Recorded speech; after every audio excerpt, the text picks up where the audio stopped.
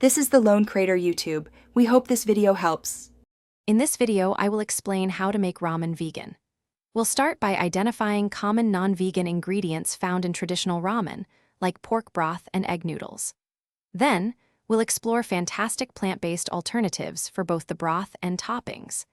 You'll learn about essential ingredients that build a deep, umami-rich vegan flavor profile, ensuring your homemade ramen is both satisfying and completely plant-based. Crafting a flavorful vegan broth is crucial for amazing ramen. Begin by rehydrating dried shiitake mushrooms and kombu, which provide a powerful umami foundation.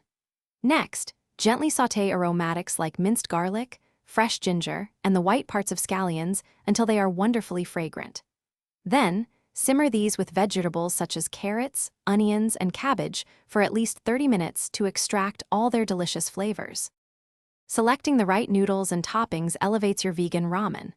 Look for ramen noodles explicitly stating they are egg-free, often found as wheat noodles in Asian markets.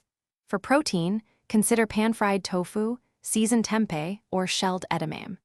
Finish your bowl with vibrant garnishes like thinly sliced fresh scallions, strips of nori seaweed, sweet corn kernels, and a drizzle of spicy chili oil for an extra kick.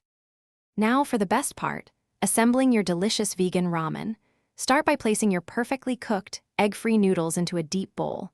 Ladle the hot, aromatic vegan broth over the noodles, ensuring they are fully submerged. Then, artfully arrange all your chosen plant-based toppings on top.